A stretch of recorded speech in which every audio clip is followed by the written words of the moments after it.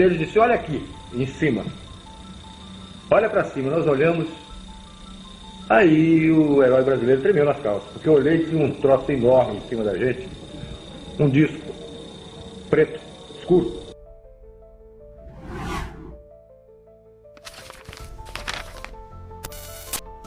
Em 1977, o Exército Brasileiro foi enviado para investigar algo que ninguém ousava explicar.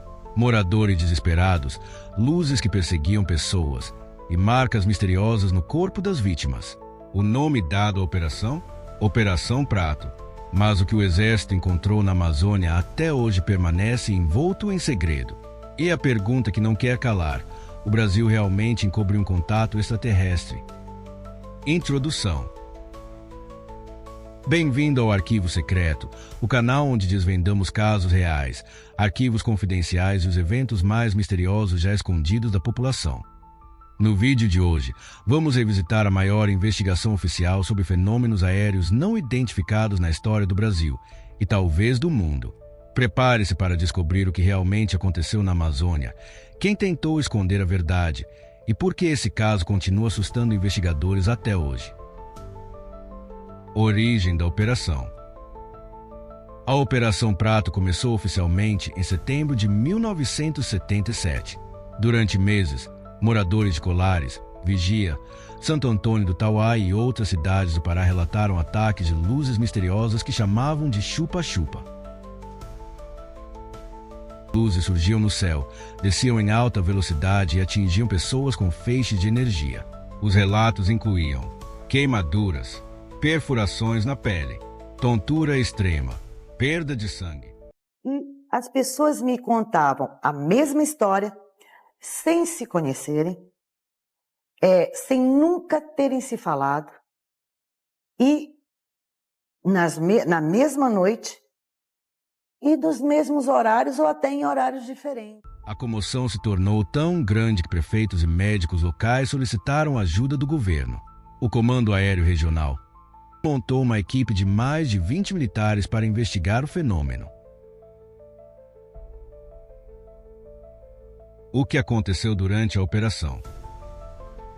A equipe militar foi liderada pelo capitão Uirangê Bolívar Soares Nogueira de Holanda Lima.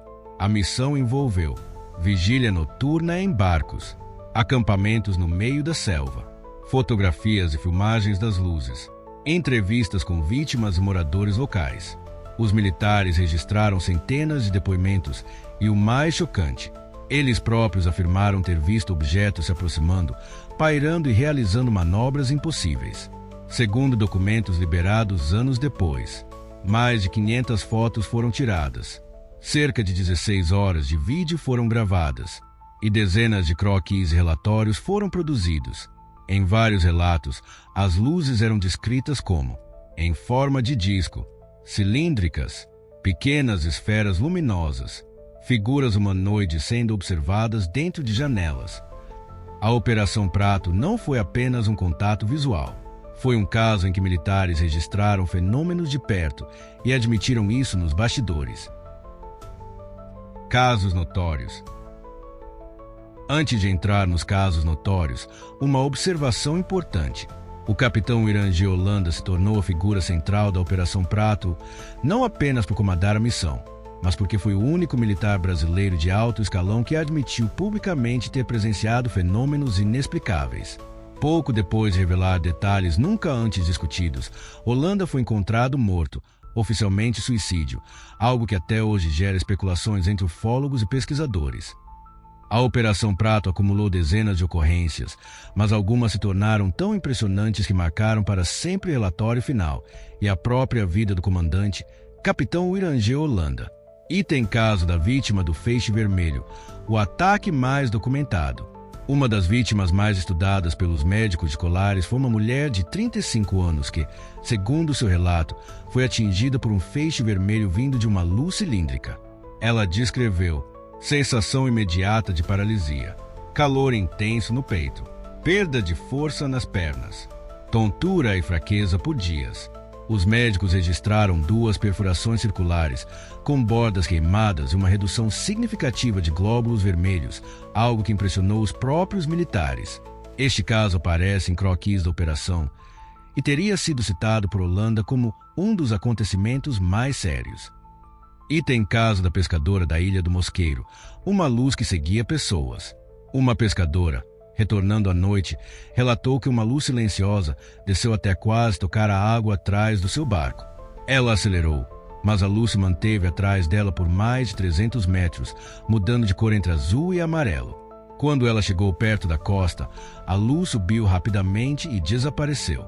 Este caso foi diretamente investigado por Holanda, que descreveu a mulher como visivelmente apavorada e tremendo. Item o cerco aos militares, o relato mais assustador de Holanda. Durante uma das noites de vigília, Holanda e sua equipe estavam em um barco no rio Maguari quando 3 objetos luminosos surgiram sobre a água. Segundo Holanda, um objeto aproximou-se até 70 metros, outro fez uma manobra de 90 graus instantânea. O terceiro desceu rapidamente, como se os observasse. A equipe ficou em silêncio absoluto. Holanda afirmou que nesse momento teve a sensação clara de que eles sabiam que estávamos observando. Esse relato só veio à tona 20 anos depois, na famosa entrevista que Holanda concedeu ao pesquisador Marco Antônio Petit, a única entrevista oficial de um militar envolvido. Item o humanoide flutuante, o caso que marcou Holanda psicologicamente. Em um dos episódios mais controversos, Holanda relatou ter visto uma figura humanoide luminosa pairando alguns metros acima da copa das árvores.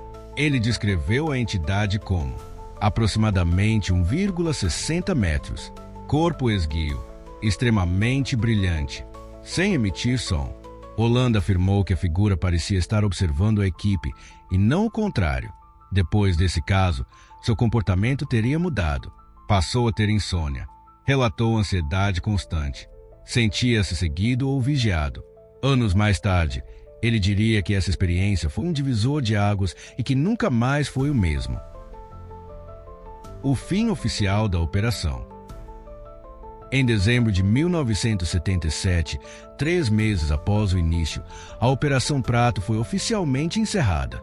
O motivo divulgado: falta de elementos que justificassem a continuidade da investigação. Mas muitos acreditam que o motivo real foi outro. Segundo o próprio capitão Holanda, anos depois, a operação só terminou porque os superiores acharam que eles já tinham informação demais. Teorias atuais. Existem 3 teorias principais sobre o verdadeiro significado da Operação Prato. Teoria extraterrestre, a mais popular. Os objetos eram de origem não humana. Militares teriam registrado tecnologia que não conseguimos explicar até hoje. Projeto militar secreto. Outra hipótese diz que as luzes eram testes de aeronaves experimentais, possivelmente de potências estrangeiras. Mas essa teoria não explica os ferimentos nas vítimas. Fenômeno natural mal interpretado. Céticos afirmam que eram fenômenos atmosféricos.